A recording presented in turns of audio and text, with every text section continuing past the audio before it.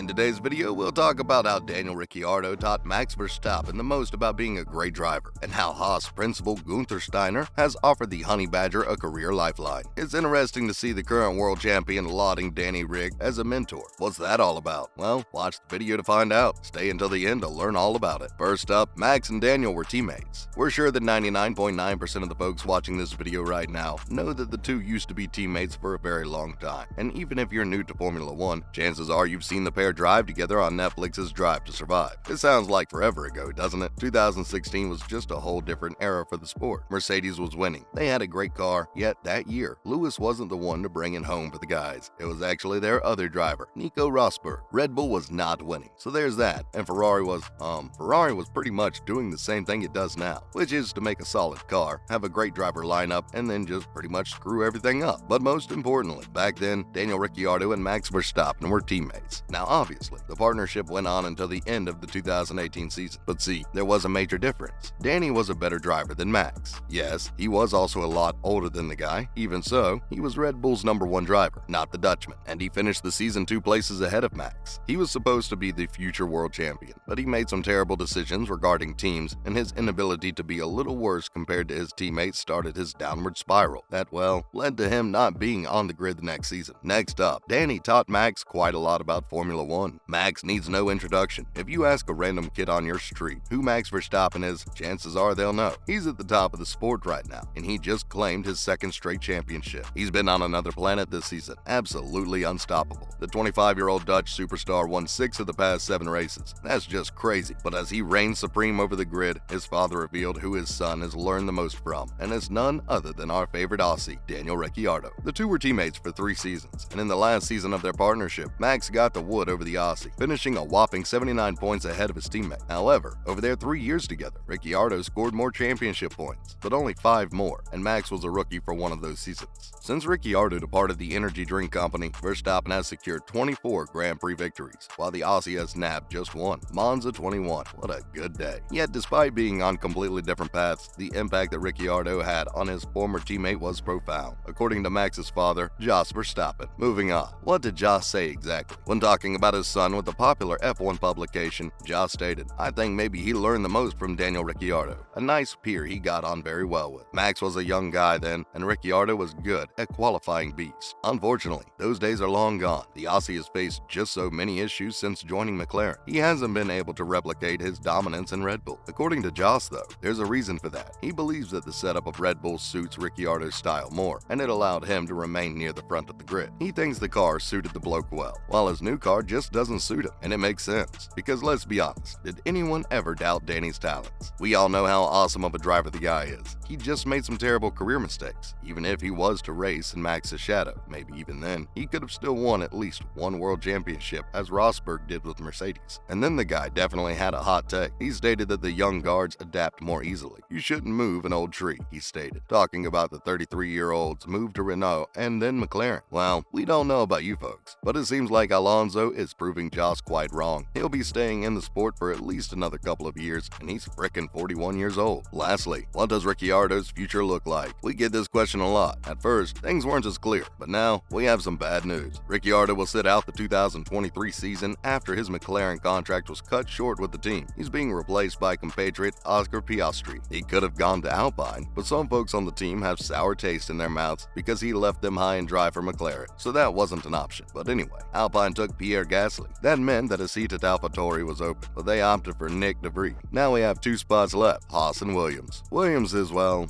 terrible. Forget podiums. The guy will barely score any points if he races for the team. It's in shambles, and Ricciardo doesn't think it's up to him to fix it. Haas could be a great option, but we'll get to it in a second. For now, all we know is he has claimed 8 Grand Prix victories, 32 podiums, and 3 pole positions since his F1 debut in 2011, making him the 39th most successful driver in history. He really deserves a seat on one of the good teams. Could Haas beat that team? Could the two be each other's saviors? Let's find out. First off, Haas team principal Gunther Steiner offers Daniel Ricciardo a career lifeline. By now, it's clear that Daniel would rather leave the sport than the race for a bottom-tier team, but it doesn't have to be this way. Haas team principal has offered him a career lifeline. After months of speculation about his next move, including rumors about a reserve role at Mercedes, Danny Rick announced that he'll be sitting out the 2023 season. Maybe it's what's best for his mental health, or maybe this is just what he needs to to recoup and come back stronger than ever. But even if that happens, chances of him actually joining someone in 2024 is slim, as you'll find out at the end of the video. On a sad